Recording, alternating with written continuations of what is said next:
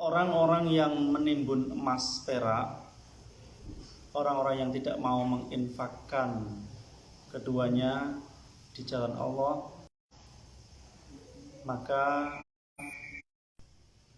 diperintahkan untuk memberi kabar gembira kepada mereka akan adanya siksa yang amat pedih menyakitkan. Jadi emas dan perak ini punya hikmah, punya rahasia dalam penciptaannya. Di antaranya digunakan sebagai mata uang dalam bertransaksi, misalnya jual beli, misalnya memberi upah dan sebagainya. Jadi jika orang ini menimbun emas perak, berarti dia menyalahgunakan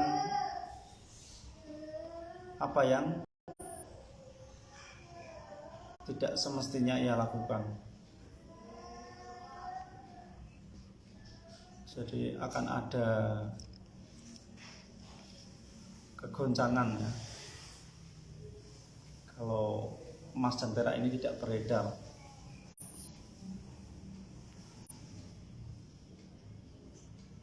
Berarti dia tidak mensyukuri nikmat Allah atas penciptaan emas dan perak. Lebih dari itu, jika orang ini menjadikan emas dan perak sebagai tempat-tempat, semisal perabotan rumah tangga, semisal piring, gelas, dijadikan berbahan emas perak. Ini dalam agama dilarang, karena diantara hikmahnya adalah menyakiti hati orang-orang fakir miskin. Dan hukum makan ataupun minum dari tempat emas perak ini adalah haram. Seandainya ada kurma dihidangkan di atas piring emas, kalau langsung dimakan, ini hukumnya haram. Agar halal ya harus diletakkan dulu, baru kemudian dimakan.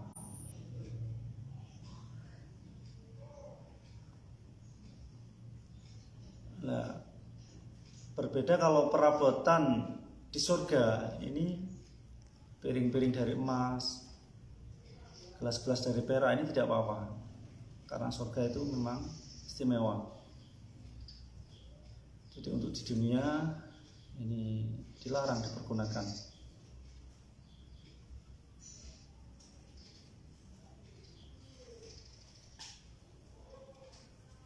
Jadi bentuk dari rasa syukur, yakni mempergunakan semisal emas dan perak sebagaimana mestinya, tidak disalahgunakan, karena penyalahgunaan berarti kufur nikmat. Ini ibarat kalau orang menimbun emas perak, ini ibarat menyandera seorang hakim, di mana hakim ini harus menegakkan keadilan, harus memberi keputusan, harus menghakimi permasalahan-permasalahan. Tapi kalau dia disekap, ya tentunya akan kacau semuanya.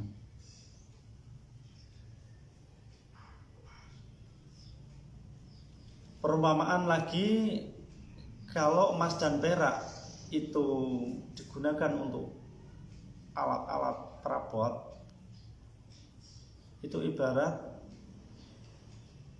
seorang hakim yang seharusnya memberi keputusan yang adil, tapi dia mungkin disuap, diberi gratifikasi ya, mungkin diintimidasi dan sebagainya, jadi sehingga keputusannya itu tidak bisa tepat.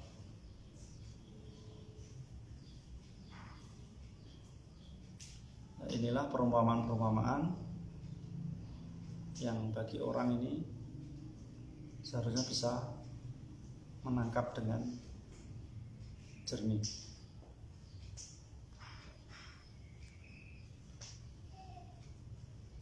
Al-Quran itu merupakan kalamullah, firman Allah yang asalnya itu tanpa huruf, tanpa suara. Bahkan tertulis dengan khat ilahi pada papan tulis yang bersifat nurani. Jadi tentunya mata biasa tidak bisa melihat tulisan itu, yang bisa adalah mata hati.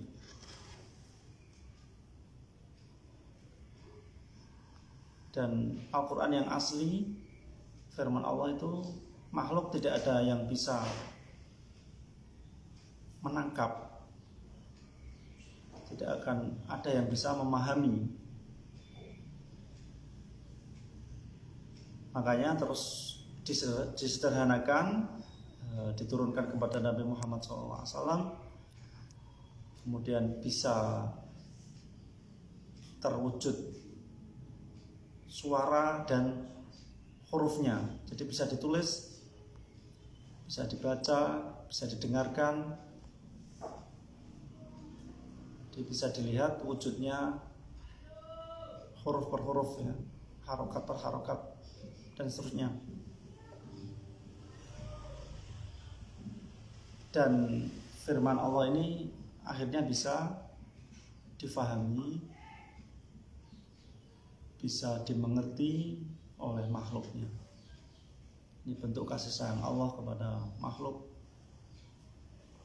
Seandainya Al-Quran ini